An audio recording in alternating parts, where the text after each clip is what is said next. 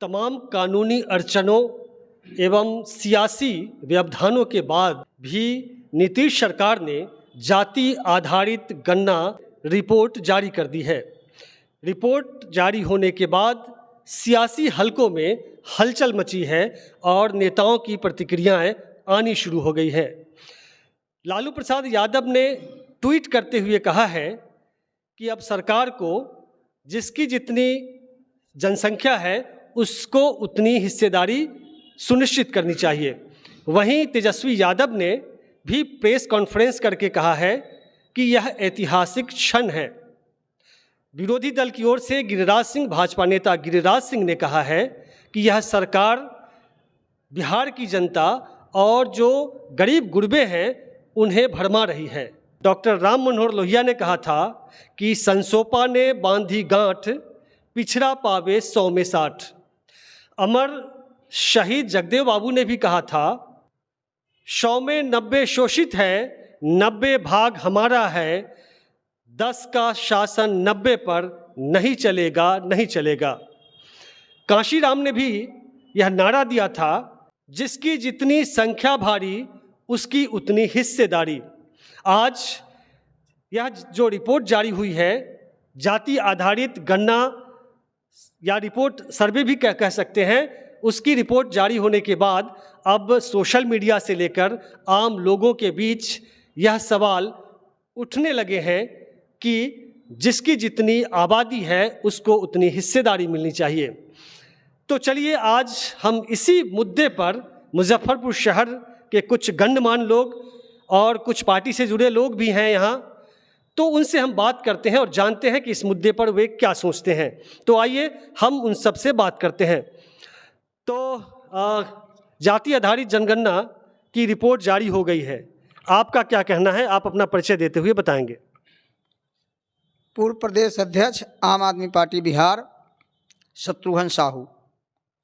नीतीश कुमार जी का जो ये फैसला जाति गणना का जो सर्वे रिपोर्ट आना एक साहसिक कदम है। नीतीश कुमार जी का ये बोल्ड निर्णय है। भाजपा ने और कई नेताओं ने इसमें लंगड़ी मारने की कोशिश की, कोर्ट के माध्यम से, विभिन्न कानूनी दाव पेचों के माध्यम से, लेकिन आखिरकार नीतीश कुमार जी ने जो ये सर्वे का निर्णय लिया, उसकी जो रिपोर्ट आई है वो साहसिक है और ये निश्चित रूप से बिहार के जनता के हक में है। और जो चीज़ें लंबे समय से चल रही है वो पर्दा साफ हो गया है, सबके सामने दृष्टिकोण स्पष्ट हो गया है कि अब किसकी क्या भागीदारी होगी, क्या हिस्सेदारी होगी। तो आप तो पॉलिटिकल पार्टी से जुड़े हैं, फिर आपके बीच हम आते हैं। हम आपसे समझना चाहते हैं जो यह जनगणना हुई है जिसे गणना सरकार कह रही है, इस पर आप क्या सोचते हैं और इसका लाभ किसे मिलेगा, किस पार्टी को मिलेगा? और आबादी जो है, बिहार की जो जनसंख्या है, यहाँ तो जाति आधारित पॉलिटिक्स होती रही है, तो फ़ायदा किसको होगा? इंडिया को होगा या एनडीए को होगा? इस पर आपकी क्या राय है? ये जातीय जनगणना जो माननीय नीतीश कुमार जी जो कराया है, इससे इंडिया को सबसे ज़्यादा फायदा होगा। इसलिए कि केंद्र में नरेंद्र मोदी जी की सरकार जातीय जनगणना कराना ही नहीं चाहती है, जिससे कि पता चल जाए कि यहाँ पिछड़ों की आबादी क्या है, दलितों की आबादी क्या है और अनुसूचित जाति की आबादी क्या है। ये जनगणना कराकर ये संदेश दिए हैं नीतीश कुमार ने पूरे भारत को कि पूरे भारत में जितने भी राज्य हैं वो तमाम मुख्यमंत्री अपने अपने राज्यों में जनगणना कराएं और बतावे जनता को कि तुम्हारी हमारी इतनी आबादी है और हमको हिस्सेदारी क्या मिलता है। इससे सबसे ज़्यादा फ़ायदा यहाँ जो इंडिया गठबंधन बना है उसको सबसे ज़्यादा लाभ होगा। आप इन सब चीज़ों को कैसे देखते हैं? आज पहली बार बिहार में आज़ादी के बाद यह जाति जनगणना रिपोर्ट आ चुकी है। आज समाज के अंदर अंग्रेज शासन जब तक चल रही थी, हर 5 साल पर उन्होंने यह सर्वे कराकर जातीय जनगणना लोगों को बताया था। लेकिन देश आज़ादी के बाद पहली बार इस तरीके की पूरी बात आई है सामने। लेकिन हम उससे अलग एक बात कहना चाहते हैं कि लोग जातीय दिग्भ्रमित करने की भी बहुत सारी चीज़ें जो हैं अभी आप टीवी पर सर्वे में सब कुछ में चल रहा है। लेकिन बीपी सिंह जी ने जो आरक्षण लागू किया था और वो स्पष्ट उस समय बताए थे कि हमारा देश के पूरे निचले से लेके ऊपरे तक जो भी जनसंख्या में है उनकी भागीदारी जब होगी तभी जो है समुचित विकास होगा। और उन्हीं के दृष्टिकोण से मंडल कमीशन के जो उन्होंने दिया रिपोर्ट और उनको लागू किया, वो एक साहसी कदम था। और आज जो यह रिपोर्ट आई है, जो सरकार नीतीश जी की सरकार ने फैसला लेकर किया है, यह भी एक साहसी कदम है। और कभी भी समाज को एकजुट कर कर बहुमुखी विकास करने के लिए निर्णय लेना पड़ता है। और यह निर्णय हम लोगों को समझ में जो आया है कि इसमें कोई भी भेदभाव प्लस कोई भी दिग्भ्रमित वाली बात नहीं है। संख्या के अनुसार किसी भी समय में मिलता रहा है, पूर्व से भी समाज को आगे बढ़ाने के लिए चलता आ रहा है और हमको लगता है ये वही है। अब चुनाव में क्या होगा ये जनता तय करेगी। जनता सजग है और जनता इस बार जो है, जो भी लोग दिग्भ्रमित की बात कर रहे हैं, हमको लगता है वो इस बार नहीं टिकेंगे। नीतीश जी ने साहसिक कदम उठाया और वीपी सिंह ने इसके पहले उठाया था। जब यह जाति आधारित गणना बिहार में हो रही थी, 2 चरणों में यह संपन्न हुई है, तो ये कहा जाता रहा है कि इससे जातिवाद बढ़ेगा और ये मिटेगा कैसे? इन सब चीज़ों पर आप क्या सोचते हैं? जी, धन्यवाद कि आपने मुझे इसके लिए चुना। पहले तो नीतीश सरकार को इस जनगणना के लिए हार्दिक बधाई कि उन्होंने ये साहसिक कदम उठाया। लेकिन वास्तविक रूप में देखा जाए कि क्या कोई भी राजनीतिक पार्टी हो कि उसका सही में उद्देश्य निचले स्तर या सभी जातियों का कल्याण है या मात्र केवल एक राजनीतिक स्टैंड है, इस बात को भी समझने की ज़रूरत है। अगर इस जाति जनगणना को केवल राजनीतिक स्टैंड के रूप में प्रयोग किया गया तो उसका उतना फायदा नहीं होगा। हाँ, अगर इसको वास्तव में जो हमारे दबे कुचले दलित भाई हैं, किसी भी समाज का या देश का उत्थान और विकास उसी पर निर्भर करता है जब सभी जातियां समान रूप से विकास के मार्गों में जो है कि उनका योगदान हो। तो उस एंगल से अगर इसका प्रयोग में लाया जाए तो ये बहुत अच्छी कदम है और इससे जातिवाद बढ़ेगा नहीं। पहले से भी परंपरा रही है कि हम लोग एक दूसरे की हक की बात करते रहे हैं। जैसे इससे पहले के पूर्व वक्ता राकेश कुमार साहू जी ने बताया कि मंडल कमीशन को लाने का कार्य बीपी सिंह ने किया। तो बीपी सिंह कोई पिछड़े जात से नहीं थे, लेकिन उन्होंने लगा कि एक मानव जाति जो हम लोग के बीच का भाई है, अगर कहीं दलित है, पिछड़ा है, तो उसको भी कैसे मूल धारा में लाया जाए। तो मूल धारा में कैसे लाया जाए, अब हम आपसे जानना चाहेंगे। मोदी जी पीएम विश्वकर्मा योजना लाकर अपना जो अत्यंत पिछड़ी जाति का कार्ड है वो खेला है। आप पहले नाम बताएंगे और उसके बाद क्या यह जो जातिगत जनगणना है इससे आप संतुष्ट हैं या आपकी क्या राय है इस पर, और क्या कहना चाहेंगे आप? बिल्कुल संतुष्ट हूँ और जातीय जनगणना तो बहुत पहले होना चाहिए था और नीतीश कुमार जी ने तो इतिहास बना दिया जातीय जनगणना करके। जब आप चीतों की गिनती करते हैं, शेरों की गिनती करते हैं, बाघों की गिनती करते हैं, बेजुबानों की गिनती करते हैं, तो जुबान वाले लोगों की गिनती क्यों नहीं करते? गांधी के तावीज़ वाले व्यक्ति की उपेक्षा जारी हो रही थी, राजनीतिक दृष्टि से पिछड़ता जा रहा था। नीतीश जी ने अच्छा कदम उठाकर एक समाज को मार्गदर्शन दिया है और बेहतर काम किया है। इसको होना चाहिए। जो गांधी के तावीज़ वाले व्यक्ति की उपेक्षा हो रही थी वो अब निश्चित रूप से अब सबको भागीदारी मिलेगी सत्ता में, और जो सत्ता से दूर थे उनको अधिकार मिलेगा। बहुत साहसिक कदम, नीतीश जी को बार बार बधाई और शुभकामना देता हूँ। तो एक आरोप लग रहा है, आरोप नहीं बल्कि सोशल मीडिया पर भी चर्चा हो रही है। जब से रिपोर्ट जारी हुई है, आज प्रेस कॉन्फ्रेंस करके सरकार के जो प्रधान सचिव हैं वो जारी जब किया, उसके बाद से लगातार मैं देख रहा हूँ सोशल मीडिया पर यह सवाल उठाए जा रहे हैं कि जो जाति का जो आंकड़ा आया है कि इस जाति का इतना प्रतिशत में जो भी आंकड़े हैं उसमें कुछ लोग तो काफ़ी संतुष्ट हैं, कुछ जाति के लोग कह रहे हैं कि नहीं मेरा तो अधिक था, घट कैसे गया। तो हम ये जानना चाहते हैं कि क्या इस आरोप में दम है, या जो सवाल उठाए जा रहे हैं जो तकनीक अपनाई गई थी, जो ऐप का यूज हुआ, तो क्या उसमें गड़बड़ी की आशंका दिख रही है क्या?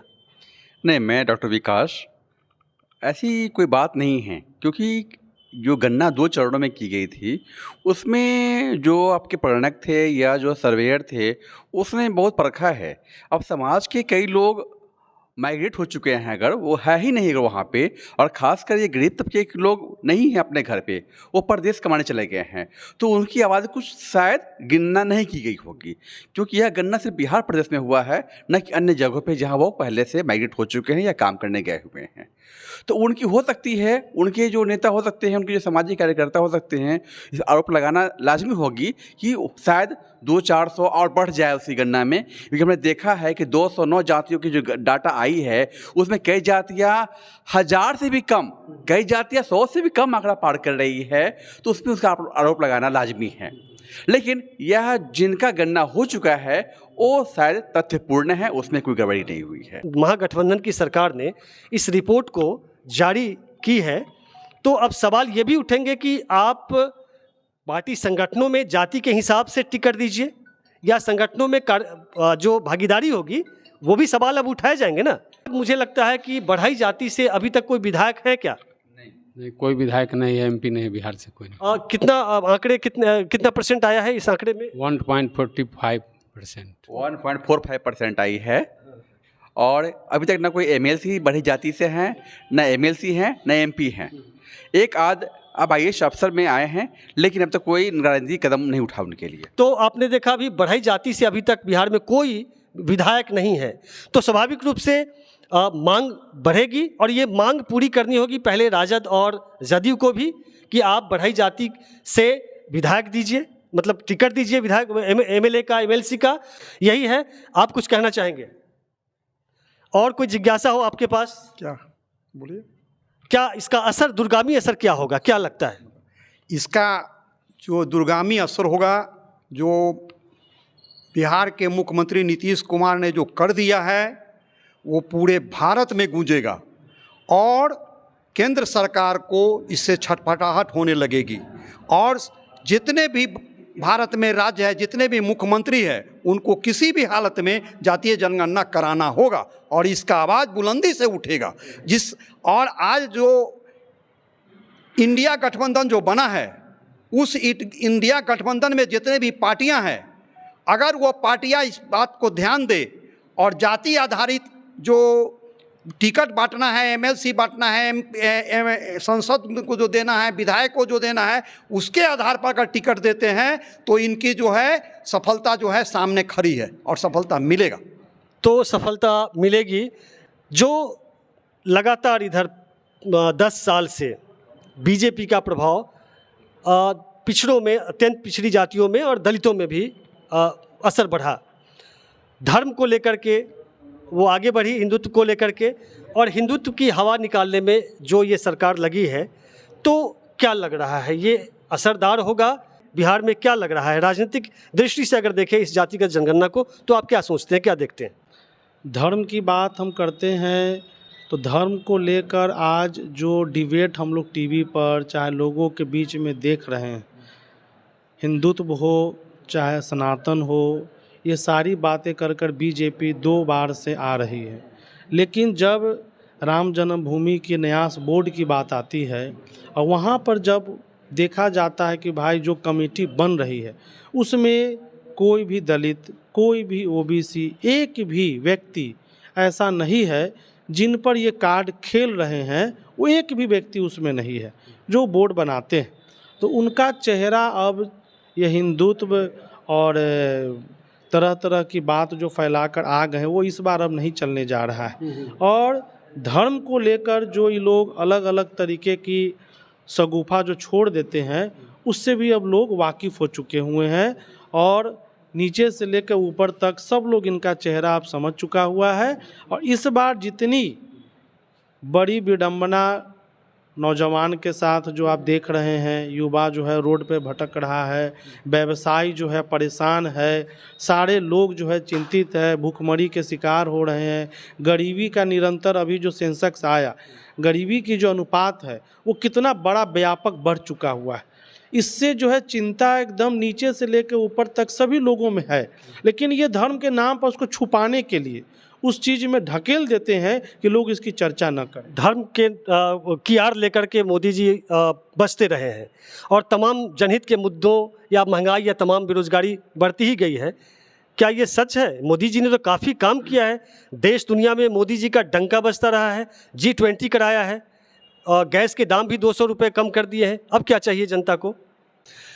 मोदी जी भले ही अभी गैस का दाम चुनाव के मद्देनज़र कम कर दिए हैं, इससे महंगाई कम नहीं हो जाती है। और उनका यह कार्ड धर्म के नाम पर ध्रुवीकरण का ये जनता समझ चुकी है। जनता के दिलो दिमाग में जो मौलिक चीज़ है, जो मूलभूत आवश्यकताएं हैं, वह मूलभूत आवश्यकताएं शिक्षा है, स्वास्थ्य है और सड़क है, बिजली है, ये चीज़ें हैं। इसके अलावा धर्म से या जाति से किसी भी जनता का विकास होने को नहीं है। इसलिए अब आने वाली जो भी सरकार हो, इस मूलभूत चीज़ों की अगर बात करेगी, उस पर जनता मोबिलाइज होगी, उस पर जनता गतिशील होगी। जनता गतिशील होगी। एक टाइम्स ऑफ इंडिया में एक रिपोर्ट छपी थी जिसमें देश में 45 सेंट्रल यूनिवर्सिटीज़ में सिर्फ 4% OBC प्रोफेसर हैं। इस रिपोर्ट से जो बिहार की बात करें तो OBC की जनसंख्या 63% है टोटल EBC और OBC मिला करके।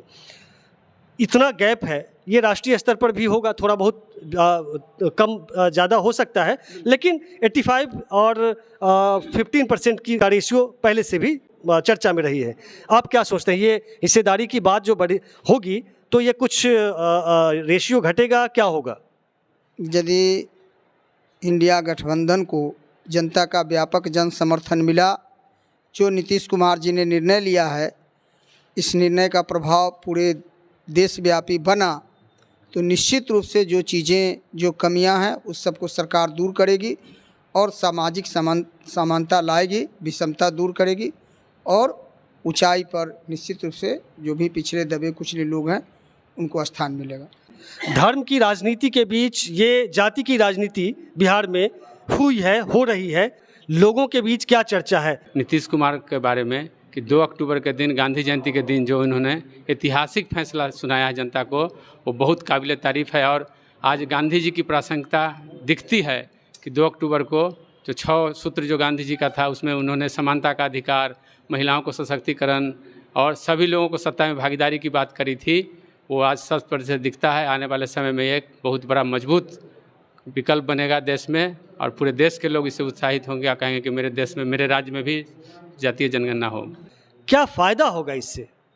संपूर्ण बिहार में या फिर यूँ कहें कि भारतवर्ष में पिछले कई दशकों से या कहें कि सदियों से जो भेदभावपूर्ण रवैया लोगों के बीच में था, जो वर्ण व्यवस्था थी, उसमें कुछ लोगों को हाशिए पे रखा गया था। इसमें कहीं कोई दो राय हो ही नहीं सकती।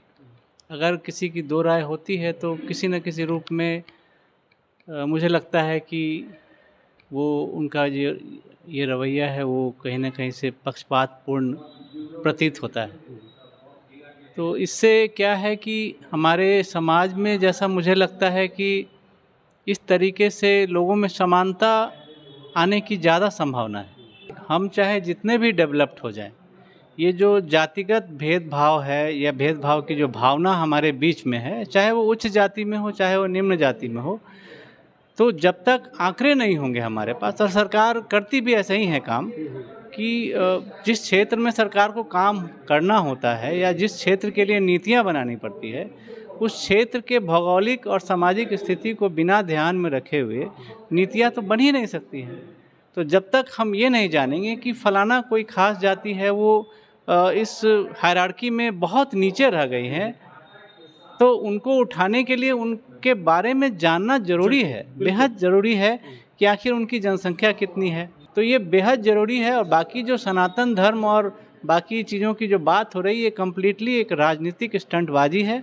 इसके अलावा और कुछ भी इसमें कहा नहीं जा सकता। ये सब जो बहुसंख्यक लोग हैं, जिनके फ़ायदे के लिए ये जातिगत जनगणना हो रही है, जो नीचे तबके के हैं, स्वाभाविक है उन्हीं को फ़ायदा होगा। जो ऊपर वाले लोग हैं तो उनको तो, चाहे वो किसी जाति में हो, उनको तो ऑलरेडी फ़ायदा मिल चुका है, या वो फ़ायदे के वो एक तरीके समझिए कि वो मलाई खा रहे हैं। तो जिनको मलाई नहीं मिला है, उनको इस लायक बनाया जाए कि वो भी मलाई खा सकें।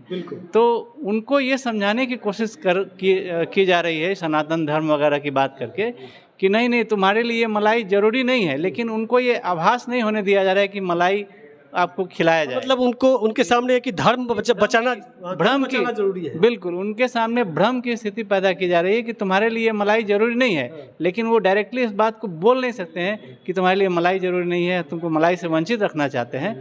लेकिन असल में जो थीम है वो यही है कि तुम इस जगह पे ना आ पाओ, ताकि हम इस जगह पे ऑलरेडी जो बने हैं।